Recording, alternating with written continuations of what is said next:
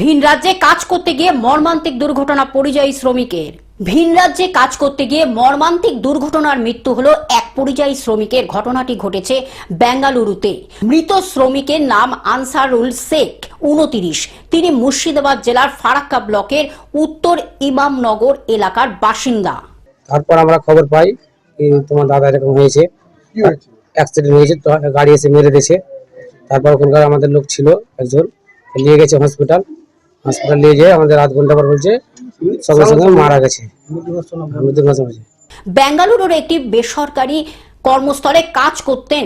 বুধবার কাজে যাওয়ার সময় রাস্তা পারাপার করার মুহূর্তে পিছন দিক থেকে একটি লরি ধাক্কা মারলে তিনি গুরুতর জখম হন। রক্তাক্ত অবস্থায় রাস্তায় লুটিয়ে পড়েন। স্থানীয় বাসিন্দারা দ্রুত তাকে উদ্ধার করে হাসপাতালে নিয়ে গেলে চিকিৎসকরা তাকে মৃত বলে ঘোষণা করেন। এই দেশে কি কাজ যদি থাকতো কি ছেলেরা বাইরে যাইতো, কি কাজে বাইরে যাইতো না, ছেলেরাকে কি করে মানুষ করবো? ছেলেরকে আমরা একটা কাজ চাই, এখন আমি ছেলেরাকে কি করে মানুষ করব?